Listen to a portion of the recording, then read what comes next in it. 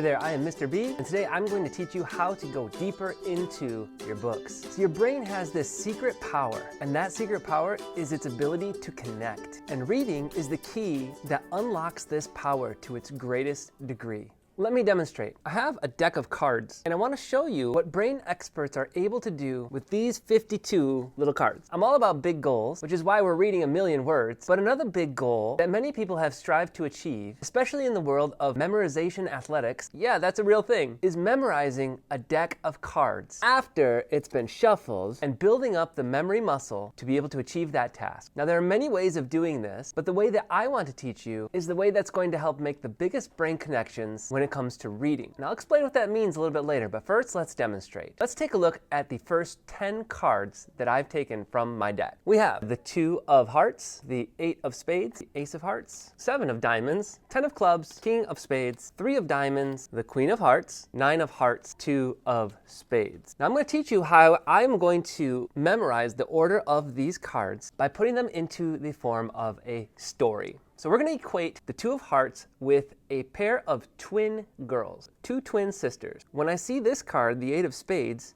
I'm going to think of the 8 ball in a game of pool. Also going to think about the room in which the 2 girls are going to go into is going to be a room with a pool table. Or maybe you call it billiards, whatever. The ace of hearts I'm going to equate with the 2 girls saying hello. At the sound of their voice saying hello, 7 of the balls are going to turn into diamonds. At that point, 10 of clubs is going to represent 10 robbers that are going to come with their clubs to steal those diamonds. So who would be the owner of this room but the king of spades? He's going to offer them 3 diamonds to leave his room immediately, and in gratitude for changing his pool balls into diamonds. If you're doing the math, that means he gets 4. The queen of hearts will then enter into the room and protect her 2 twin daughters, and she demands that her daughters will take home all of the diamonds, not just 3 of them. At that point, the twins' 9 brothers, we're in the Hart family, of course, are going to come and rescue them from the 10 robbers and the king of spades. Due to all the ruckus, the twin boys of the king are going to enter into the room, but they will quickly run away because they don't want to be in the fight. However, they will run away with the 2 twin daughters of the Queen of Hearts, along with all the diamonds. And that will conclude chapter 1 of the story. Now, we have 10 cards that we can now memorize. If we were to memorize the whole entire deck in order to equal the 52, we'll divide it up into 5 chapters. 10 cards per chapter, 11 in a couple, in order to get to the 52 cards in the deck. And if we can remember our story, we'll be able to remember the whole entire sequence of the cards in their current shuffled order. So let's see if we can do that with chapter 1. Let me tell you the story. And we're going to do it with really artistically inaccurate AI. 2 twin girls enter into a room. They discover a pool table, in particular, the 8 ball that is located at the front of the billiard triangle. They're not sure if anyone's in the room, so they say, hello. When they say hello, 7 of those balls turn into diamonds. At that point, 10 robbers come to see if they can steal those diamonds with the clubs in their hand. The king of spades, who owns the billiard table, intervenes. He tells the girls that they can keep 3 of the diamonds. The queen of hearts intervenes and comes into the room and demands that her daughters deserve all of the diamonds. So she sends 9 of her sons to come and battle against the thieves and the king. While all this is happening, the 2 twin sons of the king enter into the room, and they take the 2 daughters of the Queen of Hearts along with all of the diamonds, and we find out what they do with them in chapter 2. So go ahead if you want to pause the video and see if you remember those cards. Remember to focus on the story itself and visualize the cards as you're telling it.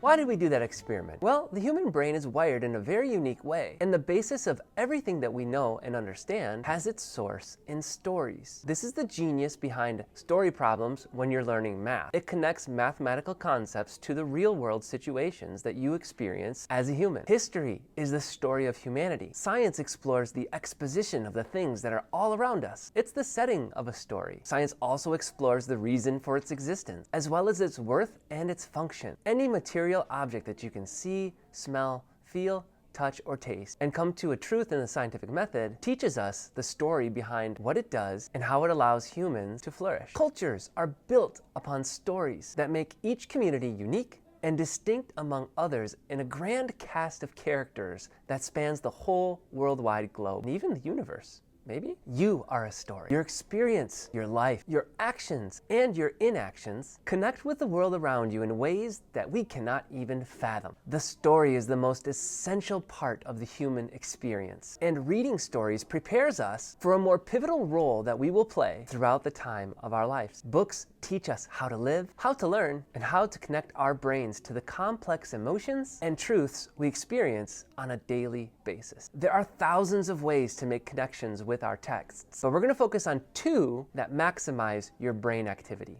life connections and world connections. Life connection is taking parts of the story and connecting them with your own life experiences. You'll draw upon events in your own life that you can connect with the story. Here's an example. In the book Wednesday Wars, Holling Hoodhood believes that his teacher hates his guts. We've all had the perception that sometimes teachers might hate our guts too. It happens to the best of us. And while it's rarely true that a teacher actually hates a student's guts, trust me, I know from experience, we've all had the experience or perception of feeling like somebody hated our guts. That is a life-to-text connection. Moving on to world connections. World connections are similar to life connections, except world connections are not based on your life, but on your knowledge of events that the world has experienced. For example, in the Wednesday Wars, author Gary Schmidt places the main character in the time period during the Vietnam War. Neither you nor I were ever alive during that time, so how could we have a life experience to connect with that? No, we would need to do some research and figure out what was going on in the world during that time. Who was fighting in the war? Why were they fighting in the war? What were the effects on the people whose countries were fighting in the war? Especially those people who were back home waiting for soldiers to arrive back, if they were lucky enough to arrive back alive. Discovering answers to those questions gives us a mental connection that we could never have experienced on our own. Because as you found out in our 4-3-2-1 reading strategies, writing down your thoughts helps make your brain connection stronger because your thoughts move into your long-term memory way faster if you write them down. One sentence or two per reading session is all you need. Read for 30 to 40 minutes, think about what connections you can make, and write them down. Simple as that. And what happens to your brain when you do that? It builds synapse after synapse, bridge after bridge, connection after connection, thus making you more intelligent, more understanding of the world around you, and more prepared to do great things in the world. So go deeper in your reading, make as many connections as you can, and you'll build your brain into something remarkably special.